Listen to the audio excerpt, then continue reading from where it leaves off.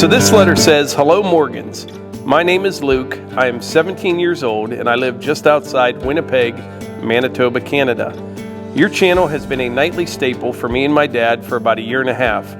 Since finding your channel, I have never split this much firewood in my life. We love all your videos, but especially the dirt moving, stone spreading, and explaining the projects, commentary, in you guys' Pennsylvania accents." It's actually Yins guys, but that's okay, Luke. I am also a fellow Kubota BX owner, as I bought a BX 2680 almost 3 years ago. What a great little machine they are.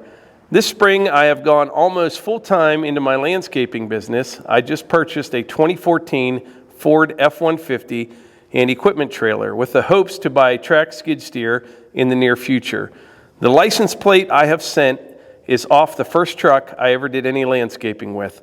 Thanks for all the time and energy you put into making your videos. Your editing is simply spectacular. Stop by for a visit sometime. The license plate says, "Friendly Manitoba," after all. How cool is that? Thank you very much, Luke. I really appreciate it. And it's really nice to hear from a young guy who is a go-getter. Well done. Much appreciated. That is really cool. But anyway, today it rained most of the day, on and off. I started before it got light out, and I think it's just about wrapped up right now. So I had to do some work inside the house, then I had some running around to do, and now I'm outside in the building here doing some framing. But the forecast for the next couple weeks looks really nice. It looks like it's going to be in the 70s, which is my kind of weather. The framing is going along pretty well in here. I'm kind of slow at it, but I'm getting faster.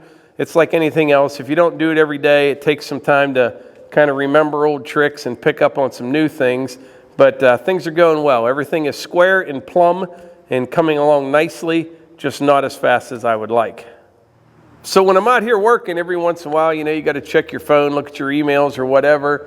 And it's nice just to have a place to sit every once in a while, take a little break. So I went in the garage and got this little camp chair right here. And I'll tell you what, this is living right here. Pretty nice. So the other day, I think it was Saturday night. Was it Saturday night? I don't know when it was. I published a video, the Eggxcavator challenge, and it was pretty much my worst performing video in the last 6 or 8 months. It was. I thought it was a good video, but it was short, and it's not like what I normally do, and so I kind of expected it not to do well. However, I think it may have created an egg shortage here coming shortly. So even though the video didn't get, the normal amount of views that our other videos do, it did what it was intended to do, and that was to get a bunch of people to try the Eggxcavator challenge.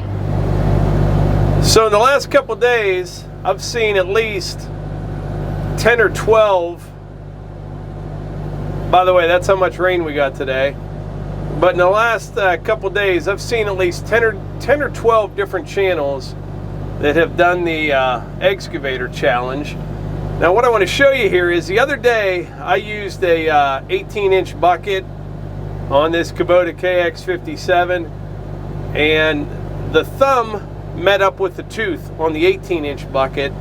So what I was trying to do is pinch it between the thumb and the tooth. Just pinch it and pick it up. But the thing is, everybody's got a different setup. Like this is a 30-inch bucket right here. I'm going to get out and get a closer look at this. Yeah, so this is my 30-inch bucket. This may have been a little bit easier to use. Try to pinch it right here and it may rest right over there. But as far as who is winning or who won this challenge, I am definitely not making that call, because like I said, everybody's got a different setup. Every single person that I've seen do it so far has done a fantastic job with what they have. I saw a guy over in Europe. Now, he didn't have a thumb on his machine, so he clamped a 2x4 onto it. Some people had mechanical thumbs, which in my opinion, that doesn't really matter anyways, mechanical versus hydraulic, because you got to pull it in, you got to feather the bucket in. Like my thumb, it's electric over hydraulic, so it's either on or off, and you just don't have a real smooth touch with the thumb. So you just get it close, and then you bring your bucket in. You can be real smooth with the bucket. So I don't think a hydraulic thumb's much of an advantage. But like I said, everybody's got a different configuration, different setup. And everybody I've seen do it so far has done a phenomenal job. Now, I'm not the type that likes to see everybody get a trophy. As a matter of fact, I said the winner gets nothing. However, I think the only fair way to do this, really fair way to have a competition, would be if everybody was in the same spot and running the same machine with the same bucket and the same thumb and doing it the same way. So over the next couple weeks, I'm sure there will be several other people that try this little challenge. At some point, if I have time, I may try it again using this 30-inch bucket. I do think this one would be a little bit easier than the way I did it before. Before I was able to pick the egg up, but I got about a foot off the log and it just cracked. So I haven't been completely successful yet. I was able to pick it up without breaking it, but shortly thereafter, it was over. Another advantage to this bucket compared to what I was doing before, see, I have the teeth kind of horizontal right now, and it's not that far from the cab.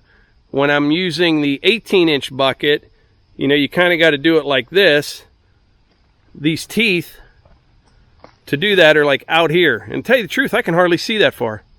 Oh, and something else worth a mention. When I started this little challenge, the goal was just to be able to pinch the egg and pick it up. Then Chris from Let's Dig 18, he took it a step further, picked the egg up from one bottle and took it over to another one and set it down. So if people like Chris, you know, they want to keep turning it up a notch, or Andrew Camerata, he actually fried an egg for his dog. I may have to come up with another idea, you know, to make it a little bit more difficult, but we'll see. But anyway, like I always say, if you enjoy these videos, please hit the like button, click subscribe, and share them with your friends.